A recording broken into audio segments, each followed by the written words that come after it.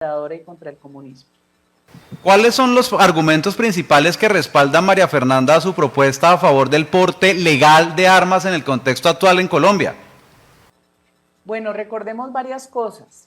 Durante 23 años existió el decreto de porte legal de armas. Deporte aquí lo han dividido a diferencia de otros países. Aquí ponen tenencia y porte. En otros países sencillamente es porte. En Colombia hicieron esa diferenciación evitando que la gente llevara su arma, porque si la tenía que usar, por ejemplo, en su finca, en su empresa, la debía tener ahí como tenencia. Y la del porte era, por decir, una extensión. En otros países es lo mismo, se puede portar solamente teniendo la tenencia, valga la redundancia. Durante 23 años se cumplió con los requisitos básicos, que son no tener antecedentes penales, pasar el examen psicotécnico, la prueba de poder manejar un arma. 2, tener una necesidad inminente del arma. 3, y 4, tener el dinero para comprarla, teniendo en cuenta que a los civiles no se les permite el uso de armas de guerra, como fusiles, etc. Eso se los permiten a los que cuidan a todos esos comandantes de las FARC, unos en el Congreso, otros haciendo política. A esos sí van bien enfusilados. De resto, todas esas prohibiciones se dieron y se manejó perfectamente bien. Si usted usaba su arma, teniendo o la tenencia o el porte, era responsable. ¿Qué sucedió después, mi querido periodista, para que el público se entere? Vino el acuerdo de paz y Juan Manuel Santos pactó con los bandidos en La Habana desarmar a la ciudadanía. ¿Quiénes desarman a la ciudadanía? Todo aquel que quiere una ciudadanía sometida. Eso está establecido desde los albores de la Constitución de los Estados Unidos, cuando quedó claro, creo que es la segunda enmienda, que es permitido el uso de armas porque es la forma en que el pueblo se defiende de las tiranías. Aquí Santos se inventó el porte especial, que de especial no tiene nada sino prohibición absoluta. ¿Qué hizo? Desarmó los ciudadanos, los comerciantes que, por ejemplo, transan con efectivo a merced del crimen, el agricultor, el señor ganadero, el que tiene una empresa minera, a merced de que lo secuestren y lo aniquilen, en fin. Todo eso proviene del no dejarle al ciudadano el derecho a la legítima defensa. ¿Qué pasa con el gobierno de Duque? Que no solo extiende esta prohibición, hace lo mismo que Santos, pero la amplía a las armas traumáticas. Absurdo. Cuando el arma traumática, su uso, no está tipificado dentro de ninguna conducta penal. O sea que a usar pistolas de agua, mi querido periodista. Y termino con esto.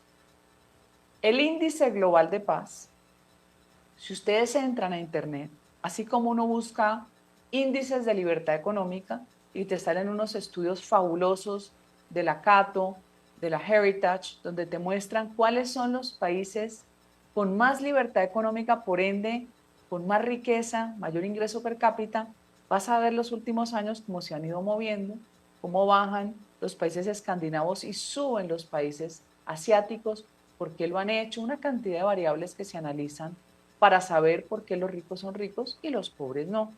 Ese mismo índice existe en lo que se llama índice global de paz.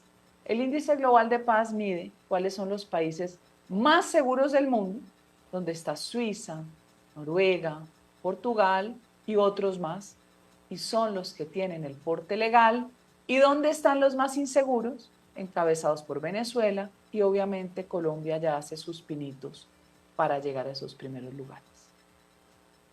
¿Qué culpa usted a mi defensa de que hubieran, cambiando de tema, senadora Cabal, sacado al ejército de Caloto?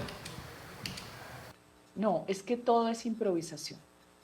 Si usted le quita a una estructura jerárquica, como es la militar y la policial, la cabeza, ¿en qué queda? Nunca en la historia de la policía en Colombia había habido solo un general. ¿Será que eso es intencional? Si usted acaba con toda la capacidad de inteligencia, la capacidad táctica, pasa lo que pasa con estas sazonadas.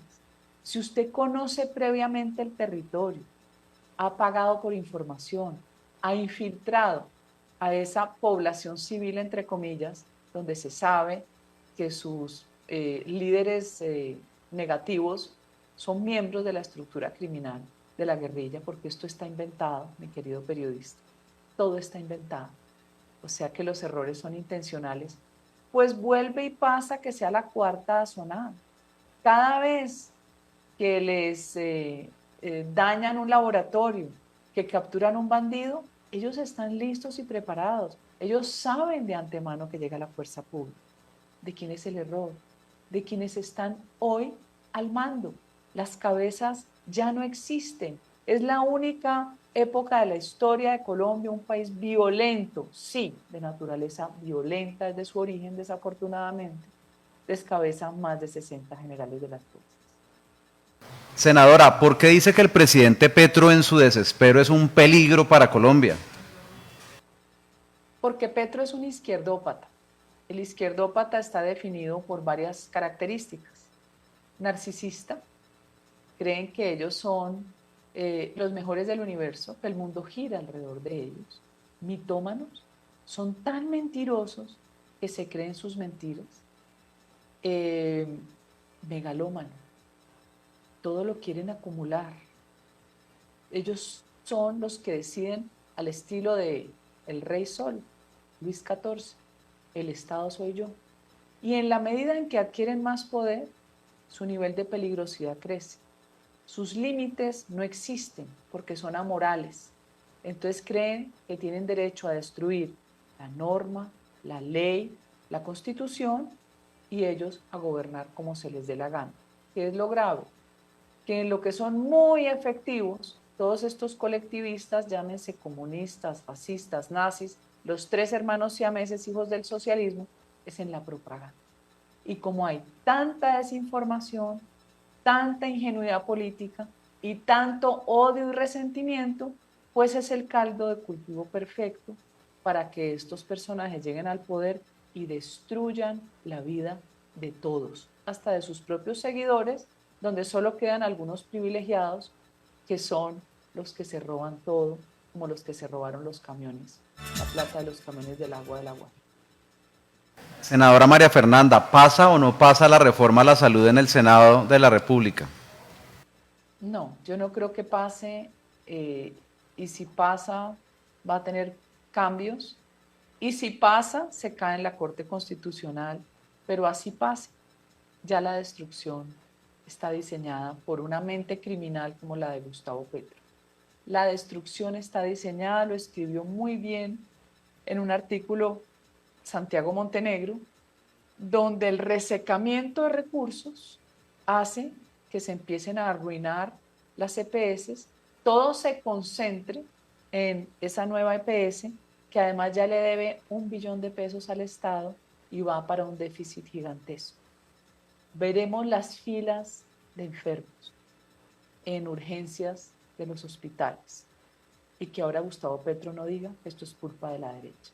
Veremos una nueva forma de genocidio, que es matar al paciente sin medicina, sin atención médica y siempre señalando a las EPS privadas que nos permitieron en ese sistema de alianza público-privada tener una cobertura del 98%.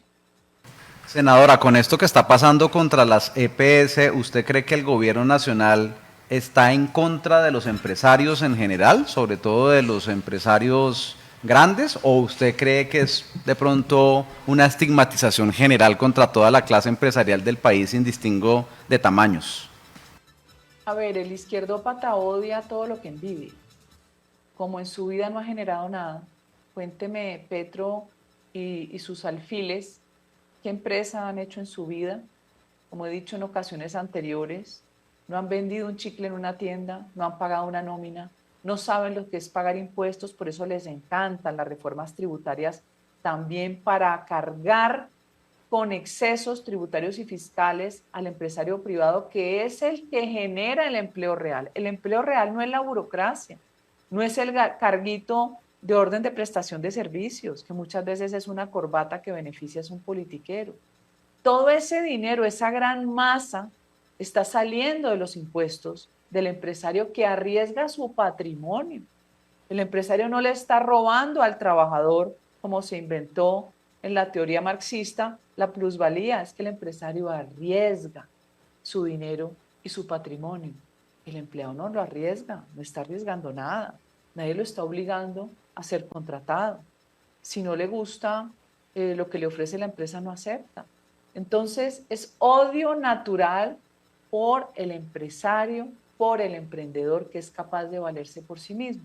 Los izquierdópatas quieren la mano para que les pidan.